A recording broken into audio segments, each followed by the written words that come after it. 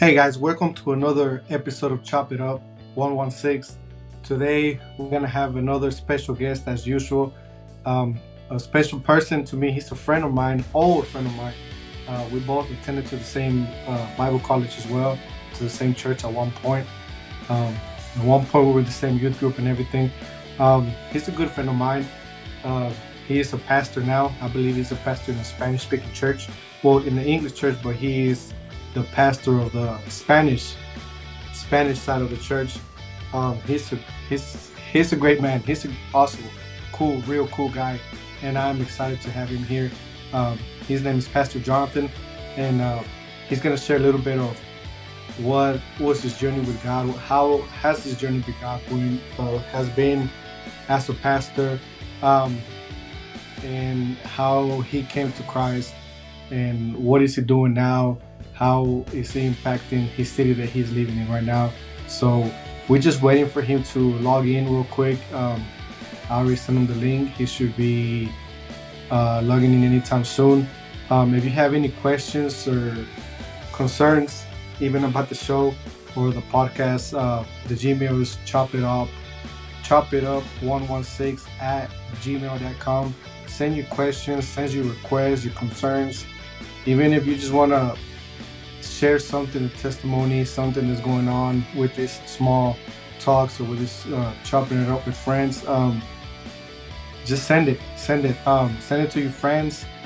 The videos, maybe some of them, like I said before, maybe it didn't benefit you, but you know somebody that is going through certain situations that we talk about in this show, in this podcast, and this could help them. Send it to them, share it. That would be truly appreciated. We're just starting. It's a small podcast right now, so we're still looking for people. If you have maybe, um, I don't know, if you have any requests, maybe that you would like to see somebody in the podcast, send it. Like I said, email it. There's also on Instagram.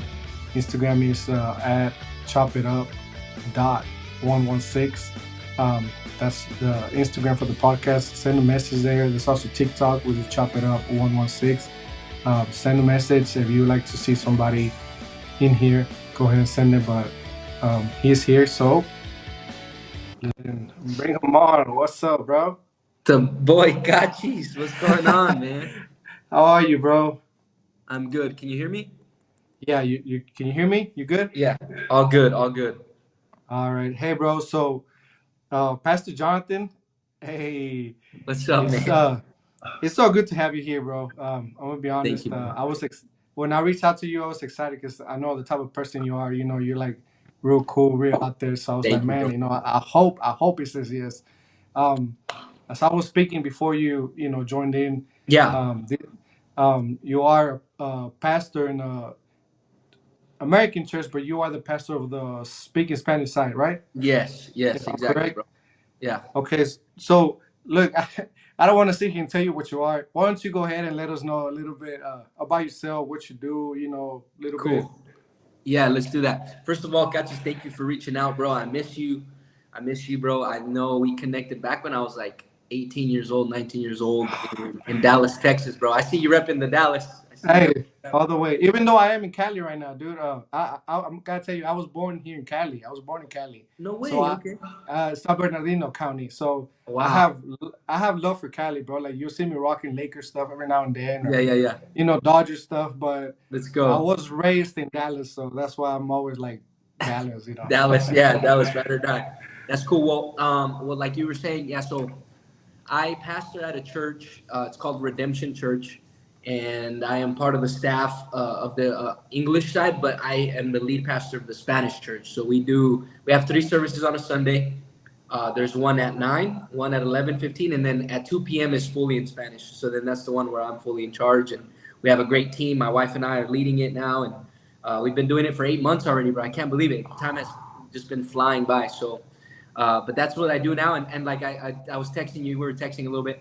I'm also coaching. So like the soccer season is right now. So I literally just got home a little while ago from soccer, and I love doing that because it's like me distrae a little bit. So it's been. Yeah, it's so good. What's the name of the team? We're called Wilcox. So I coach at the high school I went to, bro. Oh, no way. So Yeah, what are you, man. like a teacher or just a coach? I'm just a coach. Yeah, so I just coached the Okay. JV team. Yeah, so I'm the head coach for the Bro, JV, and then my friend is the varsity coach, the head varsity bro, coach. you're living the dream, bro. You're living the dream. Thank you, Yeah, bro. well, at least my dream. Let me just tell you right now, dude. There was a time in my point of life as well that I coached. I think it was like seven, under Okay. seven. And man, I loved Yeah. it, dude. I loved it. Every time, I talk about soccer and all that. I was like, man, I think I love more coaching than what I did playing. Yes, bro. It's just I don't know, just sharing your wisdom and what you've learned, and I don't know, Exactly. I love it. Exactly. It Being kind able of to share that with the kids, and they're at an age right now where you can tell they're distinguishing themselves, their skill. They're 14, 15, 16 years old. So right there nowadays you can see the skill and the level. So it's really cool, man. It's really cool. yeah. And then you also box for what I've I been see on your boxing, yeah, bro. Instagram. I've been boxing for. We were just calculating this, my wife and I think 5 months now. Yeah, I've been doing it for 5 months. It's I, been fun, I bro. seen on your Instagram that you had a black guy. Was that from the boxing I or was did, that bro. Yeah, from one of the yeah. coaches from the other teams?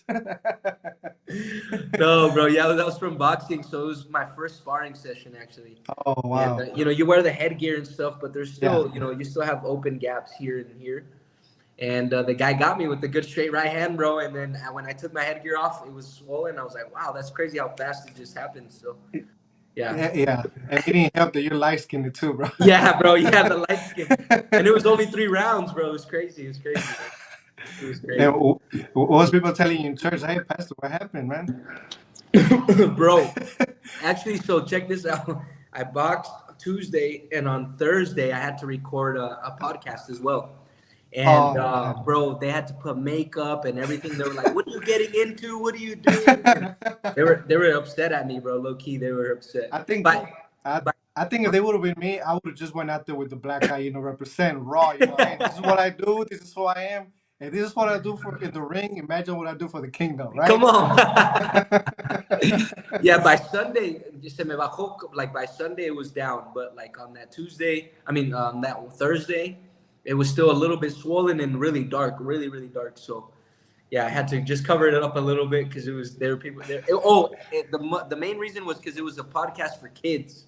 So it was Oh like, yeah, yeah. Then never mind. Yeah, yeah, they were like, yeah, we don't want to put that image out there. I was like, okay, that's fine. yeah. Like, oh man, it's cool to fight. I can already see the kids. I Yeah, want a yeah, black exactly, guy too. exactly. He has what I want. Hey, bro. So going back to you being a pastor for the Spanish side of the church, Yes, sir. would you be down later on down the road? Maybe I don't know, sometime next month, or I don't know, maybe down the road next year, Yeah, to do a Spanish podcast here. let's do it, bro. I'd love that. I'd love that.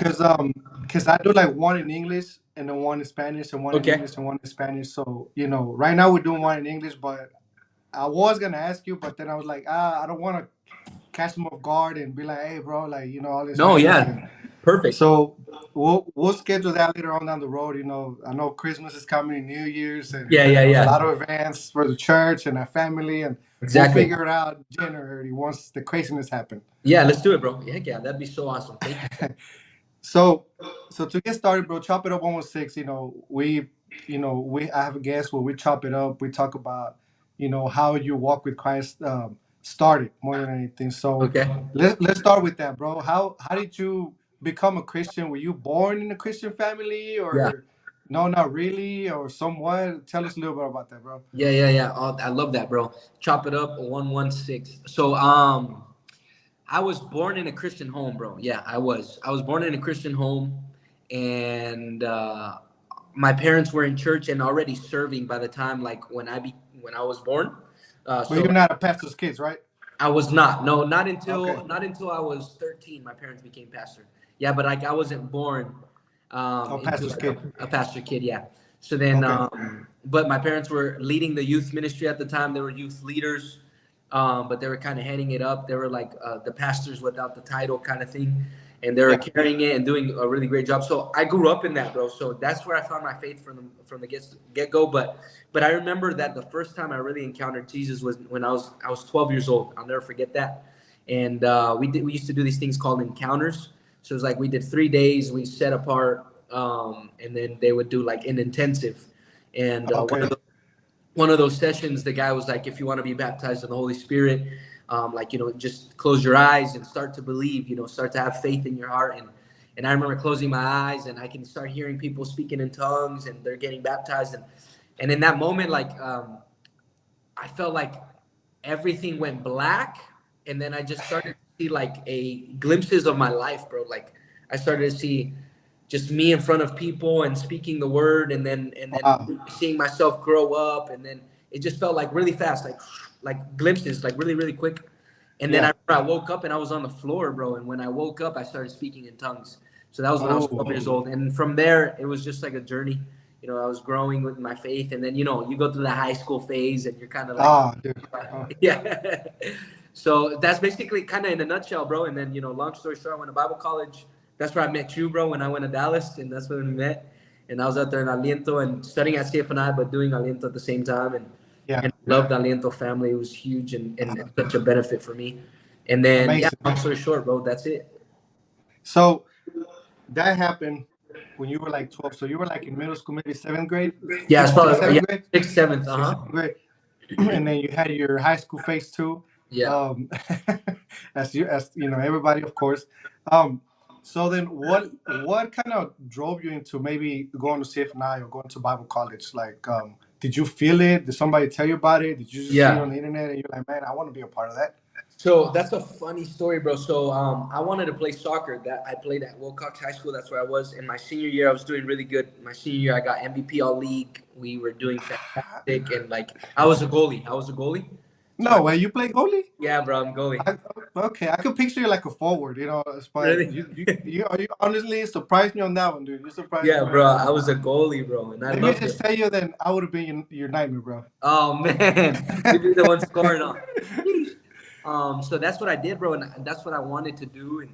And one of those days, like one day, a friend of mine had invited me to go listen to him preach, and so I went to go listen to him preach, and then after the fact, like we were sitting in the back and talking, and then he was like, "Hey, bro, like, what do you want to do after college?" And I mean after high school, and I was like, well, I want to go to college, but I want to play soccer, and I want to do this, that, and he looked at me in the face, bro, and he was like, you're an idiot. He was like, you've been called to ministry, and that You really gotta love shocked me. those friends, right? You gotta Yeah, love those friends. You know that they always tell you what it is and how it is. it caught me really off guard, bro, because like we were like he was older than I, he was doing ministry and all that kind of stuff, and it was one of the first times I had gone with him to like go to hey listen to him speak. So then like it really caught me off guard the way he put it and presented it. But Yeah. then after that, he's the one that told me. He was like, yeah, look up CFNI, bro. So I did. I looked up CFNI, and then I felt like, you know what, I should go look at the school. My mom and my dad like really wanted me to go to Bible college. He was like, I see you going to Bible college. My mom didn't. She wanted me to be the first, in our family to go to college and to get a degree and do those kinds of things. Yeah. So she was kind of like, no, no, no. So long story short, I convinced her to let me go to do a tour of the school. So Okay. we went to go do the tour, bro, and the rest is history. We fell in, I fell in love with the school, and I was like, it's not the most prettiest place on earth, but Oh I, yeah. I feel like yeah, in Oak Cliff, bro. It's in the Or middle of Oak Cliff. in the best place either. It's not the best place or in the best area in Exactly, Dallas, right? bro. But I So really felt like God was calling me there. I can see a mom, walking in there, especially if she's not from Dallas. My Yeah, yeah, mom, she would already know, but like, especially like, what's going on? Like, yeah, bro. why She here? was, she was tripping out. She was like, "This is the campus." But yeah, Nah, bro, but it's an awesome campus, though. It's an awesome campus, even though it's in the area. I think it was called to be in the area for a reason, though. for sure, 100%, bro, 100%. And then, so you went to CFNI. Did you do 2 years or 3 years? I did all three.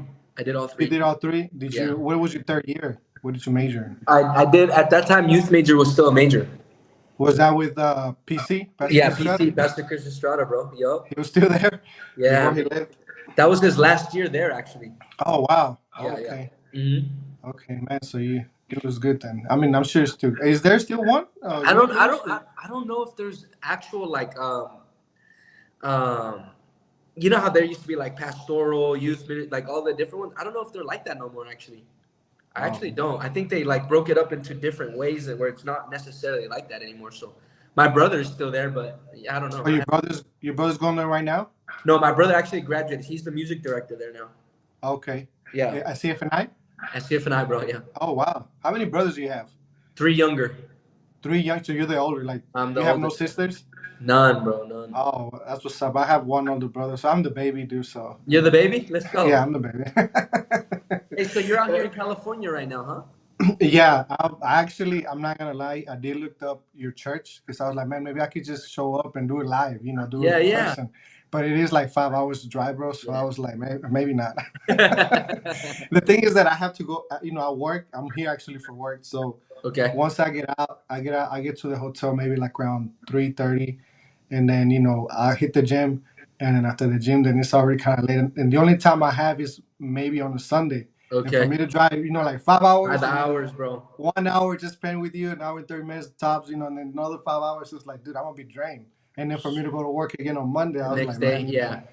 yeah, yeah. But like I said, when we schedule a Spanish one or something, Let's do it, maybe bro. I'll We'll work work it some out. out, and but so going back, you were at CFNI, um, and then after that you graduated, and then you Yes. headed back to San Jose, right? That's where you're located right Yes. now. Yes. Uh-huh. You headed back to San Jose. How did that?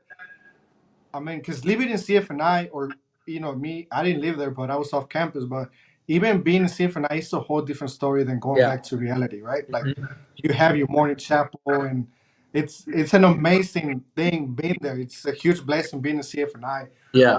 How did it affect you going back to like going back home, or how did it affect you? How did you deal with that? You know what, bro? So, right after I graduated, they sent me to Columbia. So I went to Columbia, the church that I'm working at now. The Spanish pastors were like, "We're gonna send you to Columbia." So they sent me to there for like 4 months. So in that time that I was there, I got really homesick, and I was like, "What am I doing here?" And this, that, and this. So like, I didn't really feel it like the big shift because I got back, and then right away I went to Colombia, and then when I got back home, I was just so glad to be home that like I got into the ball moving, and like getting into youth ministry and being the youth pastor there. So like I didn't feel that too much, but I do know what you're talking about because a lot of my friends talked about like you went from this bubble of like Yeah, having chapel every morning, you having these classes, and like you have this regimen, and then like you go back home and it's not like that no more. You have to find it within yourself and all that. So I yeah, think for sure it helped me like solidify this desire to seek after that. Since I don't wake up at 8 in the morning and then go to a place and they do worship for me. I have to do it myself now. So yeah. like finding those moments where I'm seeking after God, whether it's in the morning, whether it's in the evening, and just like setting those times apart, like that definitely was ingrained in me while I was out there for sure. So One yeah, of the things that, and I'm sure you will agree with this, but one of the things that they would hammer to us, like Dr. Haller and even PC, yeah, the, Pastor Chris, they would hammer into us, like, hey, don't get used to this. Build your own altar. yes, And when you're there, you have a lot of friends. I've had a lot of friends off campus as well. Because I was an off-campus student, so I hung out yeah, mainly with off-campus people. yeah, Um, I think honestly, out of five, I can tell you that maybe one of them was like still in ministry, or still walking with Christ, like because of the same reason that once yeah, they bro, got out, they didn't build their own altar on their own. As you say, whether you're seeking God as you're driving, as at night before you go to sleep, whether it's early in the exactly, morning, but exactly, having that time to spend with God, man, it's honestly, bro. Like I love it, man. Like the other day, I have two daughters. The other day, because I travel, and then when I go back home, I woke up early. It was rare because when I'm home, I try to, rest, sleep in. yeah, bro, yeah, Yeah, and then I got home, and then one of those days I just couldn't sleep in the morning. I woke up, and then I couldn't go back to sleep. I was like, "Man, I'm just gonna get up and pray. I felt it. yeah, So I went to the office room, and then I played some music, and then my wife texts me, "Come get your daughter. The youngest one. She's 4 years old. uh, Come get Alessandra. She's looking for you." And I'm like, "Okay." I come go pick her up, and then she's like, "Daddy, what are you doing?" I was like, "I'm praying, baby. You want to pray with me?" She's like, "Okay." So then I was there praying, wow, and then I could see her like in the corner of my eyes, like like trying to look at my face, see where your patient and is. yeah, see what I'm doing, or trying to see like what's going on, and she would whisper, "Daddy, you praying?" I'm like, "Yes, yes, baby, I'm praying." And then it's funny because of CF and I taught me that. now I'm teaching it to my kids. Yeah, bro. And then I think like 2 days later, we were in a grocery store down here in Texas called, well, down in Texas, not here, but down in Texas called HEB. HEB, Um, yeah. and uh, and she was like in the middle of, well, I was pushing her in the cart, and she was just like imitating me, like, "Daddy, I'm praying." And then I just started laughing, like, That's okay, okay, hilarious, bro. you know. I love that. But yeah, I think I love that you say, you try to find that You have to moment. find, yeah, You it's not that you try, that you have to find it, like you yeah, say. You have to find it, especially if like you're a pastor, you're a ministry. I think that's like your backbone for everything that you do, right? yeah, bro. Yeah, no, you know what? I mean, I think more so now than ever, if you don't mind, we talk about this for a little Yeah, bit. More so now than ever, like I've realized how quickly I can be drained, bro. Like, you're imparting into people, and you're praying for people, and as of late, our church has been experiencing amazing miracles and all that. But like, if I never go back to my to fill myself up, bro, like I'm giving out on empty all the time, and I'm just always empty, so then my emotion, like, to be real for a little bit, you're empty, so then your emotions, you get angry faster, you get annoyed yeah, faster because you're empty, yeah, yeah, um, yeah, so in this process, bro, like, especially now being like the lead pastor, has been like so humbling, bro. Humbling because I realized how much I need God, bro. Sometimes I'll lay in bed, bro. Like, la neta, bro. I'm like laying in bed. I'm like, God, I need you. I don't know what I'd be doing if I didn't have you, because I would just be so done. It kind of gives me the chills right now, because you're just pouring out and giving, and answering this phone call here and doing this here and whatever. And it's like, and that's where, if we do not set these times aside, like what you did early in the morning, and even another in person the could have. in the car or something, right? Exactly, exactly. Wherever you are, and I love the way you did it, bro, honestly, because, someone else would have picked up their baby maybe and been like, okay, I'm just going to focus on the baby, which is great. That's your family. Yeah, yeah, yeah, But yeah, even letting her see what you're doing, that's phenomenal, bro. Like, shoot, that's going to be engraved in her mind in such a beautiful way. And yeah, bro, just finding those moments right now has been really like a really stretching thing for me, because we can always be so busy. Hacer esto, and then the next thing, and then the next thing, and the next thing. And it's like, yeah, okay, when am I going to pause to get in face-to-face time with God? Whether I'm just worshiping, whether I'm just sitting there, and however it is, and whether I'm driving, where I'm in the shower, wherever. But finding a moment to like spend time with the Lord is really, really, really necessary. yeah. So you went you went back to your church, and you said you were the youth pastor, right? For a while. Yeah, How bro. did how did that go, bro? Like, what was the experience like? I've taught, when we were in Aliento with the teens, and then after that, when I went to another church, I was also with the preteens. I love the preteens, bro, but I don't think I've ever been with the youth, like, in between, what, like 16 to maybe 18, 19, maybe. Uh-huh. Yeah, yeah. How did that experience, like, what do you like? What did you really get out of it, or like, what did you say, like, man, like, is this as tough, Yeah. or Yeah, it was an experience for sure, bro, because you're working with kids. So I did all high school. So I did 13 years old to 18 years old. And it's curious. It's a curious thing, bro, because you're navigating all their emotions, and you're navigating, everything, all their lives and stuff. So early on, we were pretty small. We were running, 30 kids or so, and like, I was able to spend time with a lot of them. So that my first year was like really that. Like, I would go to all their games, I'd go to all the things they were doing. Like, I was doing that and building a yeah, cool, solid team. And it was really beautiful. They were learning a lot, and I was able to impart in them a lot. And it was, I'll tell you what, it was really fun and gratifying, but at the same time, it was draining, because I was like, I'd get in my car, I'd go here, go see them, and then I'd go see the next person, and just keep going back around.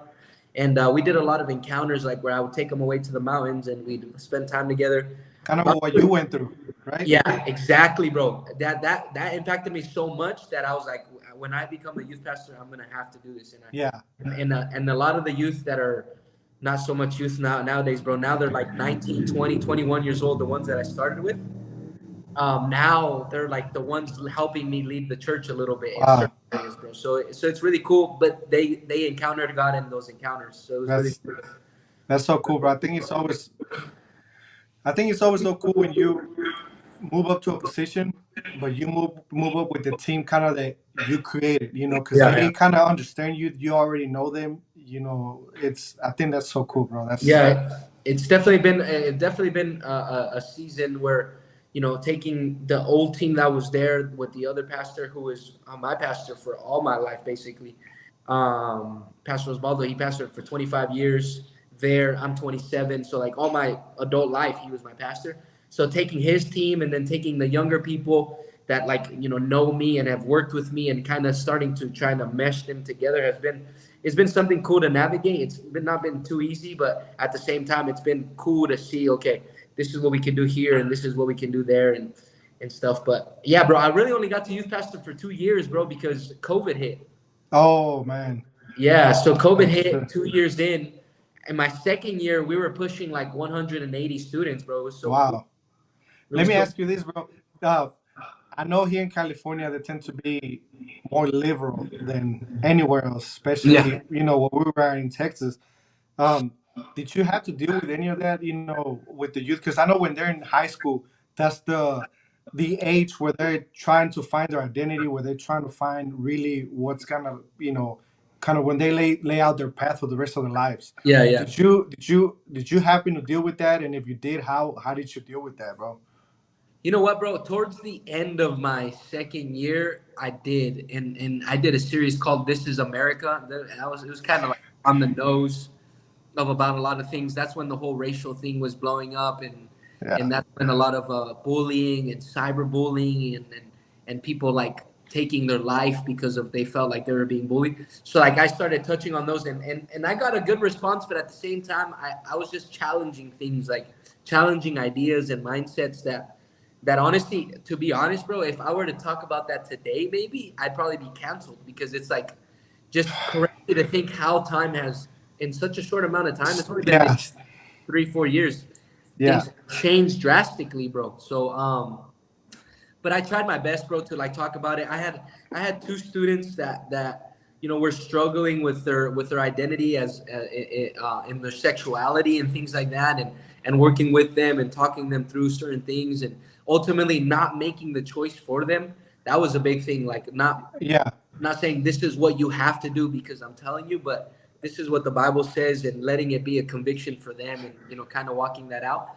And ultimately, I think nowadays, like when I see either friends from CFNI or I see some of my students that no longer come to the church or whatever, I go. The Bible says some plant.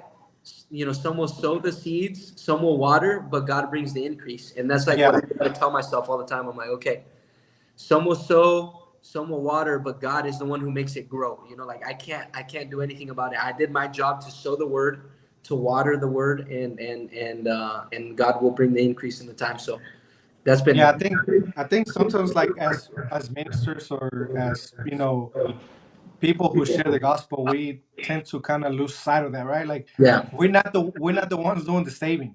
We're not exactly, the ones, who running the show. We're not the ones who exactly, supposed, we're just there to plant the seed, just share, help out, and exactly. that's it. We're not God, Yeah, right? exactly.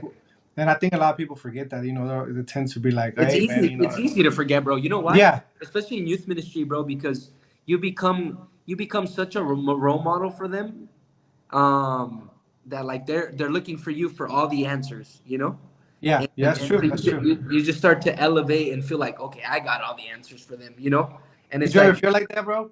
I did for a time. Honestly, I did. Yeah, I did. Like Yeah, it's hard. It gets to you. I know. yeah, when I was because I started youth pastoring at 21. So then, yeah, my early 2 years, bro, those first 2 years, the first year was cool and I was working, but they would call me and then they always needed me. And like, I remember they would talk to me about stuff they wouldn't tell anybody else and their families. And I was kind of like not externally, but internally, I could feel myself like lifting up my ego, like, Yeah, and then I realized it all came crumbling down when I realized like the moment I'm gone, what's going to happen to them? yeah, Like what's going to happen to their faith, what's going to happen to their life, what's going to happen to who they are as a person when Jonathan is gone. Like as soon as I'm gone, since I am their hero and I'm their lord or whatever, that's it, bro, they're done. So that's when like it had to shift for me, bro. And and I remember I took like a couple months where um every time I would preach, I was like, all right, we're going to start praying for you. And I was like, you guys are going to encounter God for yourself because you need I was like, I'm not going to be here forever. And it was a big shift. And that's honestly been the big thing for my ministry today. Like what I'm doing. God has been doing amazing miracles, bro. Amazing miracles as of late. I know we hear that a lot, but God has really been doing Yeah. miracles. And I always tell them I'm not going to be here forever. It is not my power.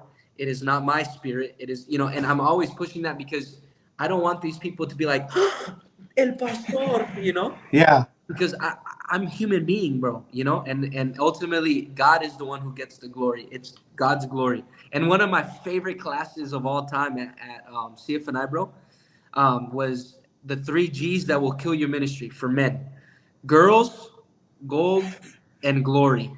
Oh, It was that's like, good. if you lose the sight and you focus on women, if you take God's money, and if you take God's glory. Oh, bro. What class was that, bro? It was Dennis. It was one of the older guys. His name was Dennis. He was a youth pastor for like 45 years, but it was in the youth ministry one. Yeah, yeah, Yeah. yeah. Man, that was really good. Can you repeat that one more time, bro? That was really good. Yeah, so he said the three G's that will kill your ministry: girls, gold, and glory. And then for women, he's like guys, girl, and glory.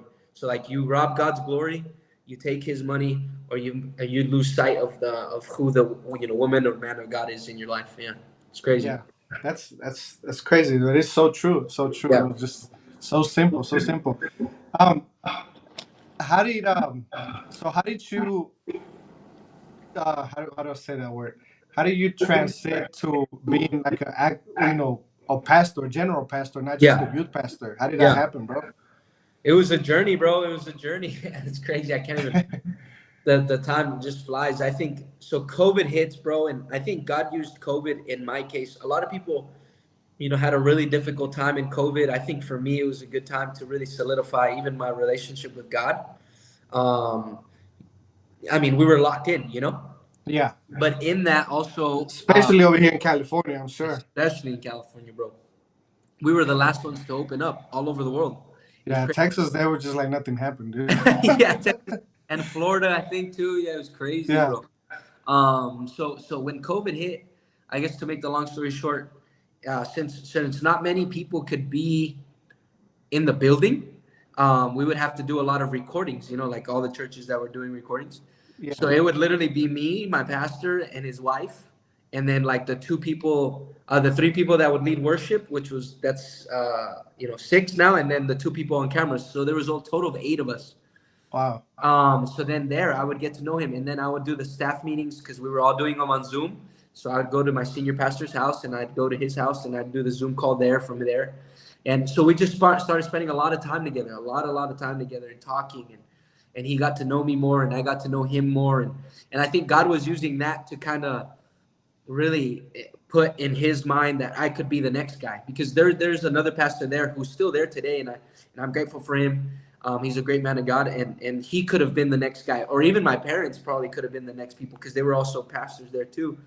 But God, I think, used that time to kind of maybe put a spotlight on me in His eyes. And then not only that, our senior pastor, which is the apostle of the church, is pastor. His name is Pastor Ron Carpenter. So in that time too, like I would armor bearer for him. So I remember asking, I was like, can I be one of the people in that room? Because I know they couldn't let a lot of people, and I was like, I just want to move his pulpit and carry his Bible. And in Yeah, those 2 years of COVID, bro, that's what I did. I would move his pulpit, carry his Bible. I was listening to his messages, and I think God used that time to also spotlight me in His eyes. So when they started having a conversation of my Pastor Osvaldo, which is the Spanish pastor, when he was going to retire, when him and Pastor Ron, started having conversations, I think they both in their mind, in their heart, in their spirit, God was kind of highlighting me. yeah. And so yeah, bro. Long story short, that's how it went. That's how it happened, and I think I caught the mantle of what I'm doing now because I served. So, Yeah, and that's. I was just gonna say that, bro. It's so crazy how things like that happen because all you wanted to do was just be in there serving.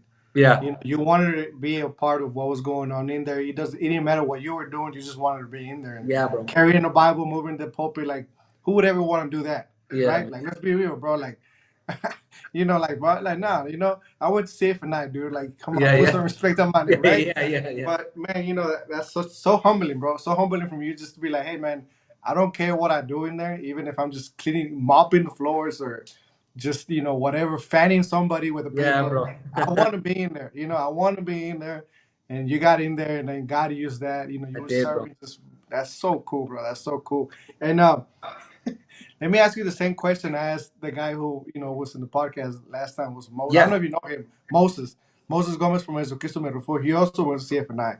Okay. So he also, I guess, went from youth to like being a pastoral and Okay. big pat. What do you like better, bro? Working with the youth or working with the adults? They both have their challenges, bro. They both have their challenges. I think Hey, bro, pastor. y'all had the same answer. You're like, oh, like. So when I asked him, I was like, man, I'll make sure I ask Jonathan Yeah, tomorrow. you know what, bro? I love the energy of the young people for sure, but I also like the attentiveness of the adults. I would say. Yeah, So that's like good. when I'm preaching on Sundays with the adults, everyone's really engaged. They're all looking at the screens, reading the scriptures with me. And then with the youth, you have to be kind of like, hey, pay attention. So, but I love the energy of the youth. I love that they're so hype and they're worshiping. So, I don't know, bro. I love both of them, but I would say I do enjoy seeing the young people now in the main service, and Yeah, like in just being, they're the ones on the cameras, bro. They're the ones taking the pictures. They're the ones serving on the worship team and all that kind of stuff. So like that energy combined with the adults has been such a blessing, bro. So I'm gonna say they're both great, but yeah, they have their challenges for sure. that's good, bro. That's good. So now you're a pastor, in the main church, a Spanish speaking pastor. Did have you always been good, like good with your Spanish, or did you hit struggle a little bit at the beginning? I struggled for sure, bro. I struggled for sure. My first language was Spanish, and then you start going to school. I was born and raised here in California, but my parents spoke Spanish to me till I was like 6, and then you start going to school and everything's in English. So then I always spoke Spanish. Out of all my brothers and sisters, I mean sisters, right? Out of all my brothers, I'm like a little while ago. I was just telling you I have no sisters. Huh?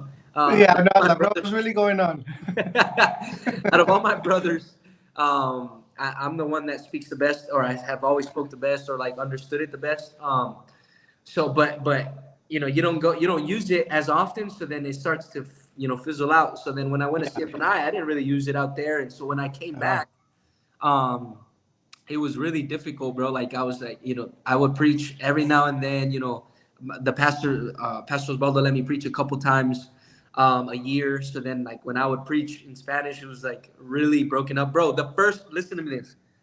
The first Sunday I preached, bro, in Spanish, after coming back, this lady comes up to me. She goes, Pastor, tengo las palabras que pronunciaste incorrecto. Si las quieres, te las mando por mensaje, bro. That's what she told me, bro. She said I have the words that you uh, messed up on. I was like, I'll send them to you if you want them. And all I said was like, por favor, sí, mándamelas. It was so humbling, bro. So humbling. Yeah.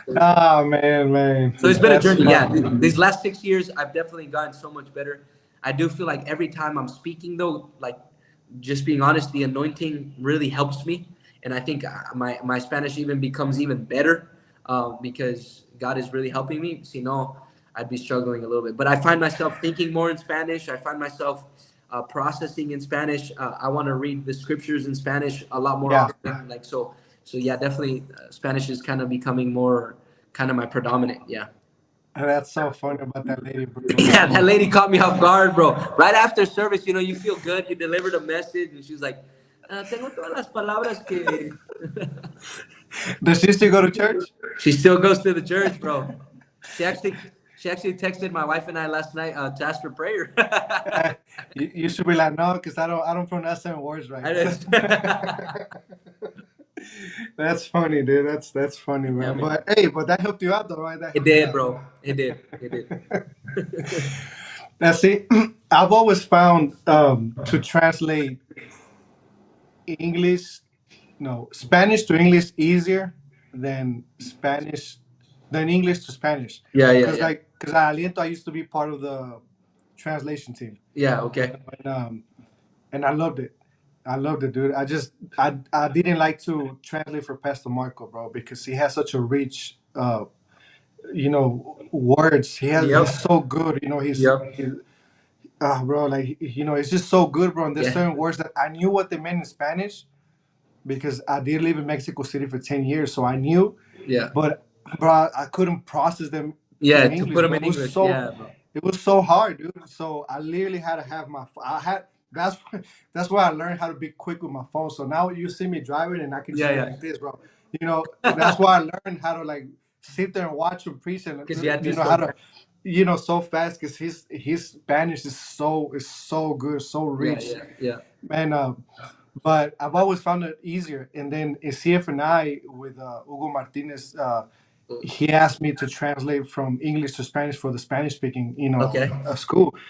I think I only did it once, and after that, I said, "Man, I don't think I can do it anymore, dude. Like, it was so bad, bro. It was so bad. Like, I Yeah, mean, my Spanish is good. I like to say my Spanish is good, yeah, but I don't know, just I don't know, dude. I guess my, yeah. my my brain just it couldn't shift the same way. So I Definitely, was like, definitely. you know what, Hugo, I'm sorry, man. I don't think I'm gonna do it again, man. I just so embarrassed, dude. When you're back home in Texas, do you find yourself using Spanish more or no? No, dude, not at all. Only with only with my dad or my mom. Oh, really? They both speak English and English. understand, but or my brother, he does too. But I speak Spanish to them. Like my daughters, bro. Don't judge me, bro. They don't No, speak. no. They don't speak Spanish, bro. I Well, got a that's so 7 good. year old. I got a 7 year old and a 4 year old. Yeah, but they're starting to pick it up. Like I'll tell Okay, them yeah, every now and then, and they'll understand you. They understand what you're telling them. yeah, yeah. And sometimes they just don't want to. They'll ignore you. But they trust me.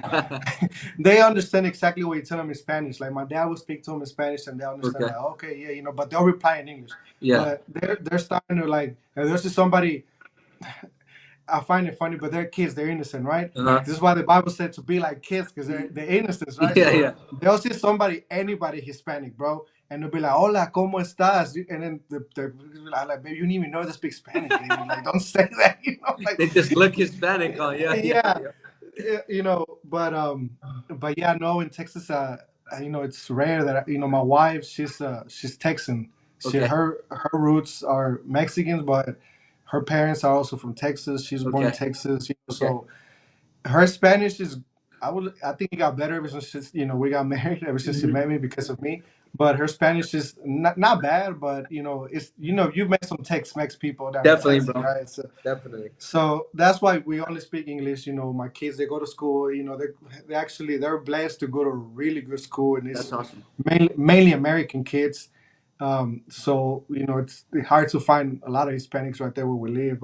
Where are you But guys at right now? we live in Houston, Oh, you're in in the Houston? south.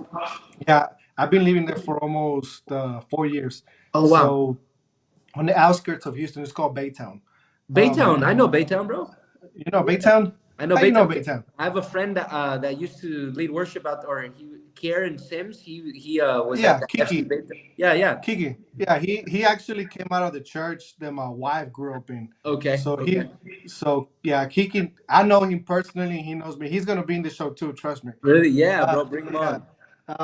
So he used to be the worship in the worship with my wife's aunt's church, Okay. and then he moved to the church that I'm now assisting. I assist to call Faith Family Church. He Yeah. was Okay. I don't think he's the pastor, worship pastor. I think he's doing something now. Yeah. Yeah. I don't know. I don't want to say anything. I don't know, Yeah. but he was the worship pastor of my church in Faith Family Church, and I haven't seen him lately, so maybe he's not. I don't. I Maybe think he's he's at traveling. another church right now. Yeah, he's been really been trying to push his music, bro. He's been doing such a Yeah, great job. God has been so faithful in that. So, yeah, yeah. that's He's, so cool. he's You know Kieran too, bro. That's the boy. yeah, yeah. He's such a humble person, bro. He's It's very just humble. so cool. Yeah. He's very humble. So yeah, that's where we are right now, bro. In That's Baytown, awesome. Texas, bro. Yeah. Awesome, bro. So going back to bro, I lost track. Oh, going back to like you were speaking Spanish and all that. Yeah. That's one of the biggest challenges you had when you became the pastor. Have you thought about maybe uh, becoming a pastor in English, or you're like, no, I'm good right now. This is what I feel like God is calling me, or Yeah, I think right now I'm really just focusing on building a good team and building a team here in the Spanish church, and I think we can't take for granted the gifts that God has given us. So obviously, I speak English for a reason. I speak Spanish for a reason, and I would hope to be able to use them at some point, you know. yeah, And I don't know what that looks like in the future, but at the same time, I do love to be able to have conversation in English. I do love to preach in English. I do love to do that as well. I do find myself more comfortable nowadays preaching in Spanish. Como que ya me sé la palabra más in Spanish, and like sometimes I'm like, when I think of a scripture in English, I think of it in Spanish now, and I'm like trying to translate it and stuff. yeah. So it's you know it's been a funny process to see like the development. So hopefully maybe in the future I can, bro. Like I can lead in English and in Spanish. Maybe have a bilingual church or something. But ultimately right now definitely the focus is gonna be Spanish for a while. Yeah. That's good, bro. That's good. I think I think being bilingual is, for I guess for us, not just for you, Yeah. it's awesome because, like, for instance, what I'm doing, I'll have an interview in English and then I have another one in Spanish, That's so and cool. then you're preaching in Spanish, but if they ever need, like, hey, we need you to preach in English service, like, yeah, say less, Yeah. Yeah. I do it right now, I think it's a blessing, right, to be Yeah. bilingual, dude. So 100%.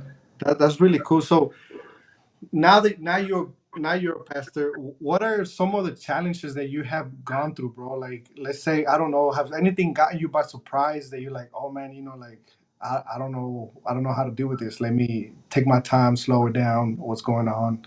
has, Yeah. has there anything like that happen? I think the main challenges, bro, honestly, has been getting out of my head of the scripture that talks about do not let anyone despise on your youth. That one, I never really like listened to that one really. Like I never took it in for myself or was really analyzing that, even though I've been young and like in ministry, since I was maybe 18 years old. But I was always around young people. So I didn't feel the pressure of like young people looking down on me because I was always a little bit older or around their age. But I think the first thing that got me and caught me really by surprise was the feeling that I had of like intimidation. Because I mean, I'm standing in a room now where everybody is, I'd say 80% of the people in the room are older than I am.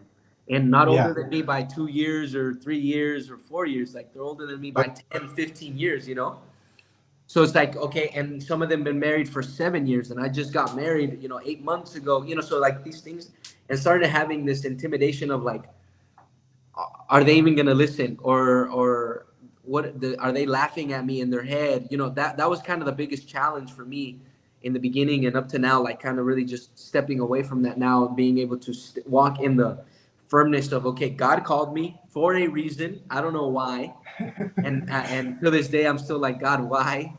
yeah, But He has me there, and He knows the people that I'm speaking to, and He knows what I'm supposed to be putting forth. So I guess that was like my biggest challenge, bro. Kind of getting out of that mindset of like, you're too young, you shouldn't be doing it, it shouldn't be you, kind of thing. And kind of been asking God, okay, God, your Bible says in James, like, ask for wisdom and you shall give it. So I'm like, I need wisdom, and been walking in that. And that was kind of the biggest surprise for me. Like, I was feeling that, like that in my head so much. And then to see the people, the way they were responding really loving, really caring. They were all like, man, we believe in you and we're with you. So it was kind of like such a battle. yeah, Like I'm like, are they being truthful or are they not? And because of what I was feeling on the inside. So, but God has been good, bro. So He's been really helping me. Like, all right, I chose you, so trust in me and know that it's my strength and it's my grace that's helping you, and stop thinking so much of yourself. Because yeah, ultimately I am walking in what God has for me, and I think God has great things for me, and that I'm not gonna deny that. But I'm saying like I'm not gonna think too highly of myself, where I start to accredit myself for things that it's specifically God. And I think one of those things was like I wanted to be in the position maybe so bad that I was like I want to prove, and it's like no, you got nothing to prove because I put you there. yeah. Trying to prove yourself.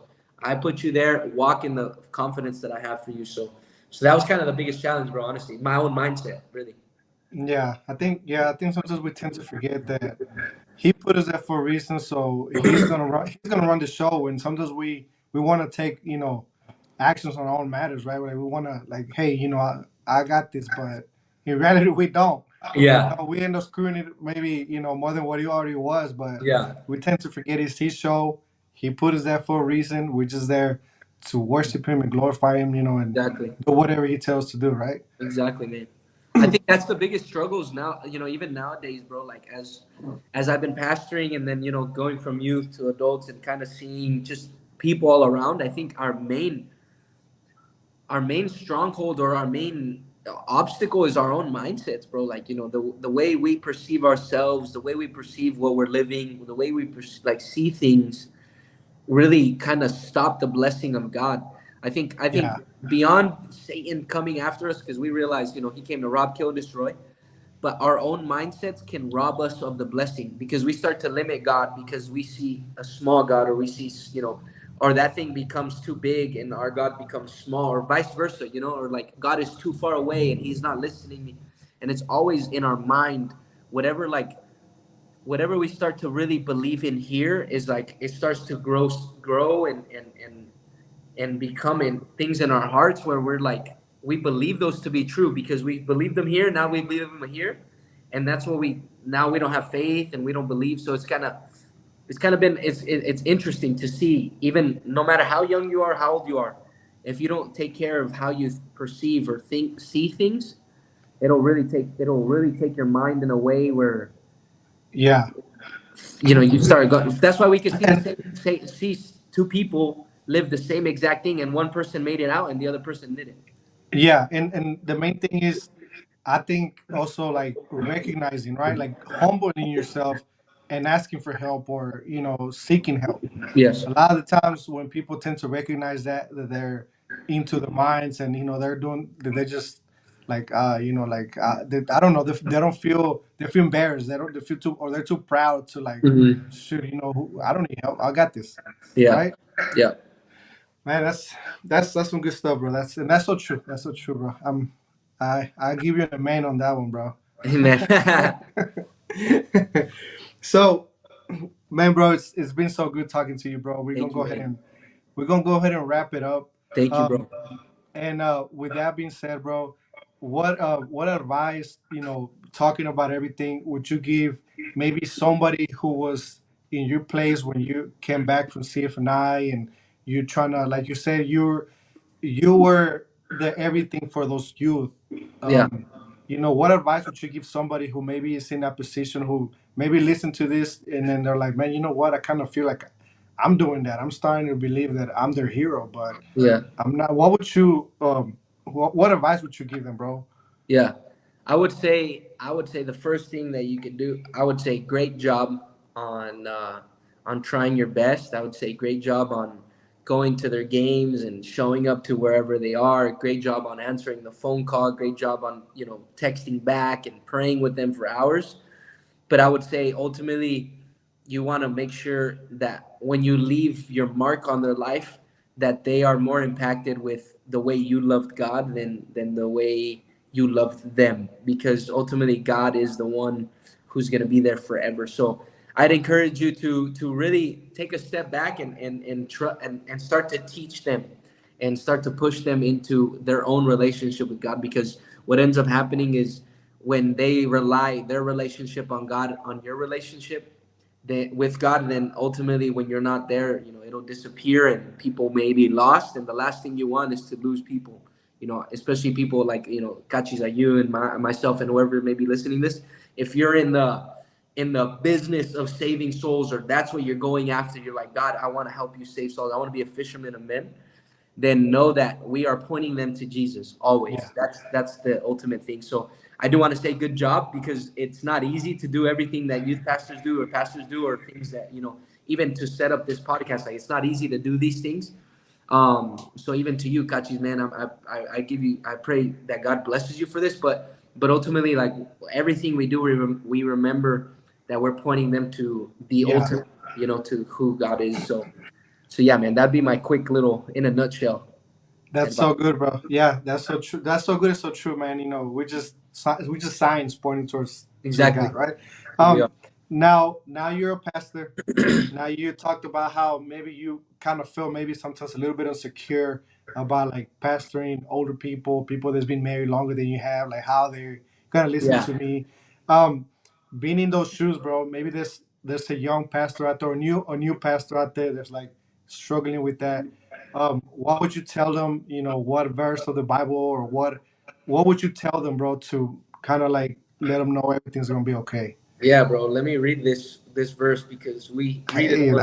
that boy is ready. That boy's not playing. We read it all the time, bro. But sometimes we forget. Like, really, it didn't really impact me until I was in this position.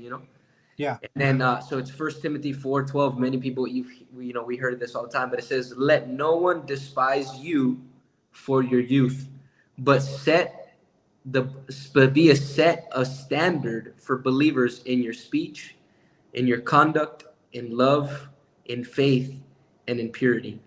So I would encourage you, no matter where you are, how old you are, take that scripture to heart, man. Don't let anybody despise on your youth, even yeah. yourself. Don't let yourself despise on your own youth, but be a standard in your conduct, in your behavior, in the way you talk, your love and your pure, like, be the standard. And people will always, they're gonna know, man, there's something bigger on the inside of that person because of the way you carry yourself. So let me just read it one more time, bro, because Yeah, yeah. Go ahead. Read it, read it. let no one despise you for your youth, but be a standard for believers, an example in your speech, in conduct, in love, faith, and in your purity. So yeah, receive So that. good, bro. Should I receive it, bro? I receive it, bro. I needed that too. So do you wanna share your Instagrams if you want people to follow you, if you have a church Instagram, Sure, bro. if you Yeah, want to share your personal Instagram, if not, I understand. let's do it. Yeah. Your church name, where is it located? I think this podcast is gonna be shared a little bit right before New Year's. So if you have any events going in your church for New Okay. Year's, go ahead and this is your chance, bro. Cool. I appreciate it. Yeah. So our church's Instagram first is at Redemption en Español. So just type that in on Instagram, or you can find us on Facebook, on YouTube. My personal Instagram is at jmendoza2146, and we have, yeah, I don't know when this is gonna drop, but if you're in the Bay, and we have our cantata service, which is our Christmas service on December 17th. So if this is out already by then go ahead and join us, and if it's not, then come next year. Okay, y'all don't do like the New Year's receiving the year type of thing. We have one in the 31st. Yeah, I haven't, it's not going to be such a big thing. I think at the end, all we're going to do is hand out these, we do this prayer, five petitions of prayer. And Okay. then you fill out the prayer. And then the following Sunday, you come back and we do a prayer tunnel and we pray for every single one of them. Oh, Yeah, bro. that's So cool, that'll bro. be, so on the 31st, we'll have that service. We'll hand those out. And then whatever that following Sunday is, we'll do a prayer tunnel. Y toda la gente, they'll come through and, we lay hands on every single one of them, believing for them. Yeah. That's so good, bro. Yeah, so we'll make sure and put your all your information that you just get. We'll post it right there on Cool. the video. Tag me, bro. Um, Yeah. yeah, for sure, bro. And I will send you a text message like, hey, you know, it's about to come out. I'll send you the link. You Let's do know, it. you Yeah. can do whatever you want. Last question, bro. I'm gonna put you in the hot seat, bro. This is the Shoo. question, bro. Like that, it's either people gonna love you, bro, or they're gonna hate you, bro. Eat and out or Whataburger, bro. Oh, bro. If I'm in Cali, In and Out. If I'm in Texas, Whataburger. That's what it is, bro. That's what Hey, it is. bro, great way to answer that. Great way to That's answer what it is, that. bro. I can't lie. That's so good, man. That's so Yeah. good. Hey, bro. Once again, thank you so much for being here, Appreciate you, bro. Jonathan. Man, I appreciate you. Being able to schedule this. I know you have a busy schedule, and Thank you, man. for you making time for a good friend. I Yes, hope I'm sir. a good friend. Yes, sir. Um, I really appreciate you, bro. I honor you. I bless you, bro. Thank you. It's just a blessing, bro, and I know it's gonna help somebody out for sure. Yeah, bro. Do you mind if I close in a quick prayer? Is that Hey, cool? bro, come on with it, bro. Lord, I thank you for Kachis and everything that he's doing. God, I thank you for the determination and for el querer como el hacer, how it says in the scripture, God. And I pray that whoever listens to this, whoever receives this, God, that this may be to encourage them, to uplift them. God, I pray for this podcast. I pray for Kachis and everything he does and all his endeavors in his work and his family. God, I just thank you for his life. And I thank you that for anybody under the sound of our voice, God, that listens to this, may they be uplifted, filled with your spirit, God, in such a way where they can just be encouraged to seek after you even more, even through the jokes, through the laughs, but in the serious moments, may they receive whatever they need to receive out of this whole podcast. We thank you, we praise you, and all glory and honor to you forever and ever. Amen. Amen. Hey, Thank you, bro. I appreciate you, man. Hey, thank you so much, bro. Hey, we need to schedule the Spanish one, bro. Yes, sir. Let's do it, bro. So you need to be watching Rosa de Guadalupe and start learning your Spanish. Let's do it. Yeah, I will, bro. I love you, man. I love you, bro, and I appreciate you. Thank you for the time, man.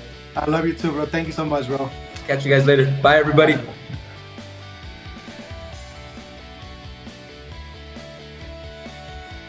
Hey, guys. Well, thank you so much for being here in Chop It Up 116. As you saw, we had a great time with Pastor Jonathan.